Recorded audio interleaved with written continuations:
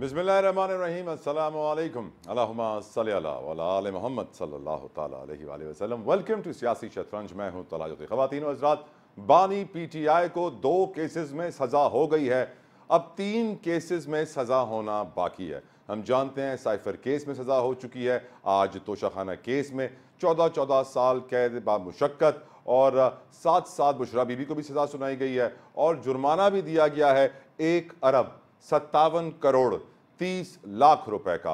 अब जिन केसेस में सज़ा होना बाकी है वो 3 इंपॉर्टेंट केसेस हैं, जिसमें एक केस है 9 मई हमला केस, उसके अलावा 190 मिलियन पाउंड का केस और तीसरा केस है गैर शरई निकाह का केस। तवक्को यही की जा रही है जिस तरह इन 2 केसेस में इमरान खान को सज़ा मिली है, उसी तरह आने वाले भी इन तीनों केसेस में भी सज़ा मिलेगी। तोशाखाना केस में 5 अगस्त 2023 को उन्हें गिरफ्तार किया गया, 31 जनवरी 2024 को उन्हें सज़ा हुई, तकरीबन 6 माह का वक्त लगा है। लेकिन काफ़ी सारे लोग अग्री कर रहे हैं, सही सज़ा हुई है। काफ़ी सारे लोग ये समझते हैं कि इससे पीटीआई के सिंपैथी वोट में कई गुना इजाफा होगा। यकीनन ये तो 8 फरवरी को ही मालूम पड़ेगा, जब इंतखाबात होंगे, इलेक्शन होंगे, वोटर टर्नआउट देखा जाएगा और फिर बताया जाएगा कि किसकी जीत होती है और किसको शिकस्त। लेकिन बात की जाए अगर इलेक्शंस की, उसको भी आज हम तफसीलन डिस्कस करेंगे, क्योंकि इलेक्शन की खबर यह आ रही है कि जो लॉ एंड ऑर्डर सिचुएशन है उसके ऊपर इलेक्शन कमीशन ऑफ पाकिस्तान ने एक हंगामी इजलास बुला लिया है। वजह यह है कि बलूचिस्तान में 4 मुख्तलिफ दस्ती बम हमले हो चुके हैं। हब में नून लीग के कैंप के करीब दस्ती बम हमला हुआ। रिसेंटली पीपल्स पार्टी के ज़हूर बुलेदी साहब का नाम आ रहा है कि उनके घर पर दस्ती बम हमला हुआ। पीपल्स पार्टी का वहाँ पर इंतखाबी कैंप था। तो यकीनन बलूचिस्तान में कोयटा के करीब जो सिचुएशन है, कोयटा से लेकर हब तक परेशान कुन है। केपीके की बात की जाए तो बाजोड़ में एक आज़ाद उम्मीदवार का कत्ल किया गया, उन्हें जहाँ बहक किया गया, जो कि PK-22 से खड़े हो रहे थे, जिनका नाम रेहान ज़ेब बताया जा रहा है। जिसके बाद रिटर्निंग ऑफिसर ने वहाँ पर एलामिया जारी कर दिया है, ऑर्डर निकाल दिया है कि वहाँ के इलेक्शंस मुलतवी हो गए हैं। जी हाँ, NA-8 और PK-22 बाजोड़ के इंतखाबात मुलतवी हो गए हैं।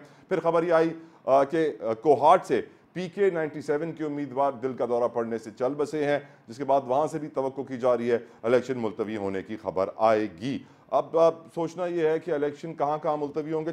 ये खबर आ रही थी उम्मीदवारों के चल बसने के बाद, लेकिन एक और खबर यह भी आई कि इलेक्शन कमीशन ऑफ पाकिस्तान ने एक प्रेस रिलीज जारी किया और उसके अंदर वाजे कर दिया कि सुप्रीम कोर्ट के ऑर्डर्स के बाद जो बैलेट पेपर्स की छपाई का मामला है वो और मुश्किल हो गया है। उस प्रेस रिलीज के मुताबिक 2018 में इलेक्शन कमीशन ऑफ पाकिस्तान को जो बैलेट पेपर्स छापने के लिए खुसूसी सिक्योरिटी पेपर चाहिए होता है, तो 2018 यानी पिछले इलेक्शन में इसकी जरूरत जो पड़ी थी वो पड़ी थी 800 टन।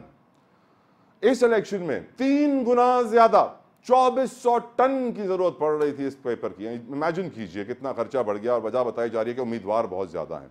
अब कहा यह गया कि इलेक्शन कमीशन ने बर वक्त सही फैसला किया और बैलेट पेपर की साइज छोटी कर दी है, जिसकी वजह से वो 2400 टन जो पेपर हमें चाहिए था वो 2170 टन मिला और छपाई तकरीबन मुकम्मल हो गई है। अब सुप्रीम कोर्ट के ऑर्डर के बाद बहुत सारे ऐसे हल्के हैं जहां पर दोबारा बैलेट पेपर की छपाई होनी है। वो तब होगी जब ये वाला प्रोसेस कंप्लीट हो जाएगा ECP के मुताबिक, स्प्रेस रिलीज के मुताबिक, कि जो पहले इन्होंने बैलेट पेपर छापे हैं ये मुकम्मल हो जाए, इनकी तफसील हो जाए, फिर हमने बैलेट पेपर छापेंगे।